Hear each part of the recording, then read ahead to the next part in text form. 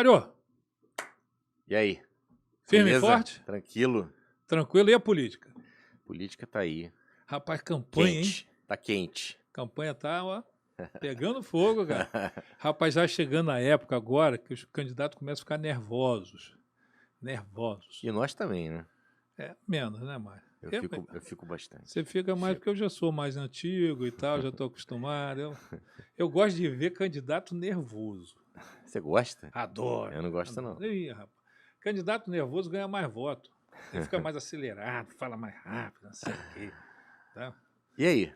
Tranquilo. Como vamos falar hoje? O que vamos Rapaz, falar sabe hoje? uma coisa que eu gostaria que você analisasse para mim e falasse comigo? É sobre as mulheres na política agora, esse ano, nessa campanha, mas começando por essa figura chamada Michele Bolsonaro. Ela teve na convenção, ela foi a primeira a discursar, e me chama a atenção que na posse do Bolsonaro, muita gente está esquecendo o fato, né? Como eu estou escrevendo sobre isso, eu estou lembrando sempre. Na posse do Bolsonaro, ela foi a primeira a falar. A primeira antes dele. Né? Foram dois só, falou ele e ela. Ela primeiro. Ela fez o discurso dela com a linguagem de Libras. Foi o ponto alto da posse do presidente. Agora, na convenção, ela novamente. É ela que brilha. Né? Eu até fiz uma brincadeira com o que ela falou, fiz no Instagram, ou no Rios, não sei mais o nome dessas coisas, né? Quando ela diz assim, né? Ela diz assim, não é fácil estar do outro lado. Aí eu fiz a minha versão do outro lado. Disse assim, de fato, não é fácil estar do outro lado, porque por isso que eu gostaria de ser presidente da República, ser governador e tal, porque do outro lado aqui, no meu lado, a gente paga a conta, a gente corre atrás, bota gasolina no carro e tal. Mas ela fez um espetáculo à parte na convenção. Evidentemente, nem o discurso dela, nem o dele, você espremendo tem grandes coisas, né?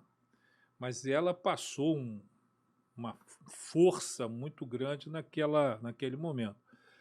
Como esses caras não são bobos, eles trabalham com pesquisa e tal, certamente a presença dela sinaliza que há uma força para a mulher nessa eleição. Não é isso? Fiquei bem impressionado. Eu vi alguns trechos da fala da Michele. Fiquei bem impressionado. Algumas coisas que ela... algumas ideias concatenadas, né, no Maracanãzinho lotado, soaram muito plausíveis, né? Alguns argumentos bem interessantes. E assim, você imagina que checkmate seria se o Bolsonaro desiste e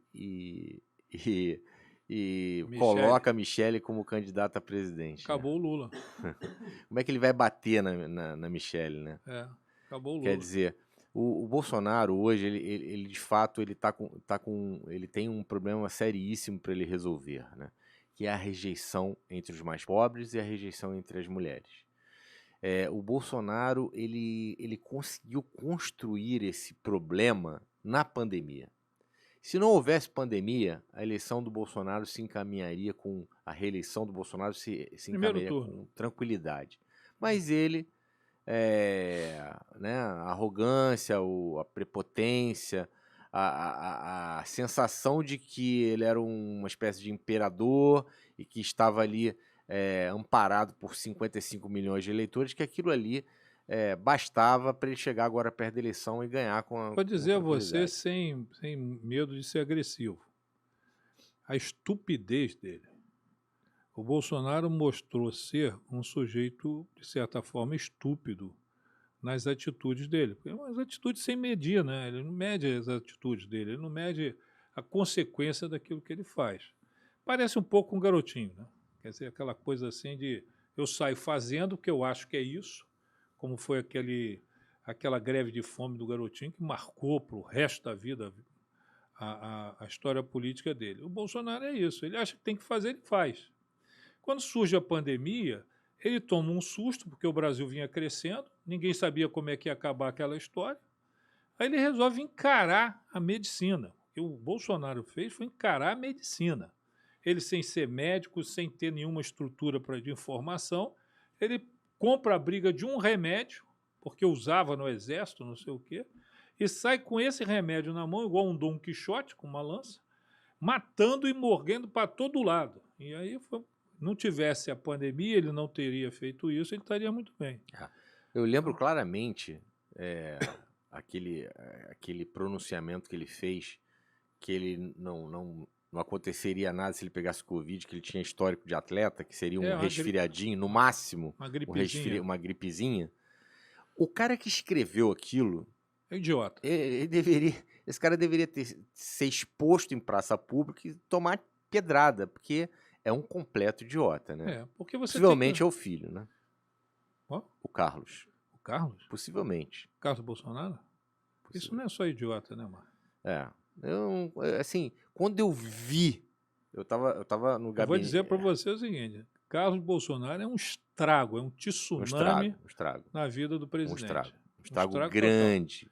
E você vê, quando a gente fala de filho, eu, graças a Deus pelos filhos que eu tenho, as suas filhas são fantásticas, mas políticos geralmente sofrem na mão de filho, né? Você vê o Bolsonaro, ele tem um Carlos, o César tem um Rodrigo. Você vê que, né, acontece. O que leva vantagem o garotinho que tem uma Clarissa, que tem um Vladimir. São bons filhos, né?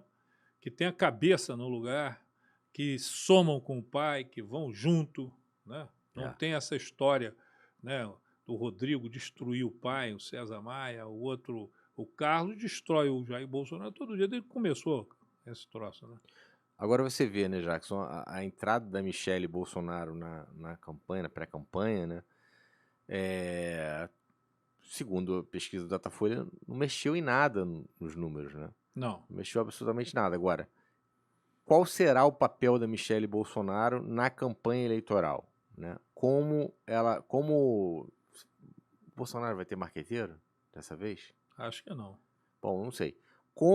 É impossível trabalhar para ele. Como se dará a estratégia? Qual vai ser a posição na qual Michelle Bolsonaro se inserirá? Qual a sua opinião? Eu acho que é a posição que foi definida na convenção, como foi definida na posse. Você percebe que na posse, a posse do Bolsonaro chamou a atenção do mundo por conta da primeira-dama, mulher que estava ali. Depois ela sumiu. Ela cumpriu aquele papel, desapareceu, ela deixou de existir. Tanto é que você vê as imagens do Bolsonaro, é sempre os filhos. Quem estava com ele eram os filhos, quem estava atrás dele era o filho, o Hélio Negão, que estava ali, sempre presente. Tem uma imagem dele que eu cheguei a comentar no meu blog uma vez, que era férias. Bolsonaro tem uma filha e tem uma esposa. Ele estava de férias, estava numa mesa sentado com os 4 filhos homens, tá certo? Então, ela agora, o papel dela foi na convenção. Eu acho que fora isso não vai muita coisa. E segurar o pessoal da igreja, né? Porque é ela que segura, ela que tem a mensagem da igreja, que o Bolsonaro não tem nenhuma identidade com os evangélicos, nenhuma, zero de identidade com o evangélico. Ele aprendeu a verdade vos libertará, conhecereis a verdade vos libertará. Ele só aprendeu esse versículo da Bíblia. E evangélicos não costumam falar palavrão, né? Ele fala um monte. Pô, eu fico imaginando, já que você falou de palavrão, você sabe que aquela reunião do gabinete ministerial, né? Lembra dela? Bolsonaro falou muito de palavrão. A Miriam Leitão ficou chateada. Miriam não fala palavrão. Merval ficou chateado. Merval não fala palavrão. Eu fico imaginando como é que eram as reuniões de ministério do Lula. Como é que era a reunião de ministério da Dilma. Reuniões em francês. Francês, com champanhes. Alto nível. Por favor, pro obséquio. O que estragou o Bolsonaro foi muito a exposição dele. Negativa, numa exposição ridícula. Muita coisa ele acertou e tem acertado. O fato de, dessa vez, ter se protegido com 2 partidos grandes, porque Câmara e Senado ele entende, Mário. Eu acho que se você dissesse assim, vamos pegar o Bolsonaro por segmento. Na relação com o Congresso, ele deu nota 10. Ele conseguiu se relacionar com o Congresso de uma forma fantástica e vem se relacionando. Tudo que ele queria do Congresso conseguiu, depois que ele tirou o Rodrigo Maia de lá, ele conseguiu.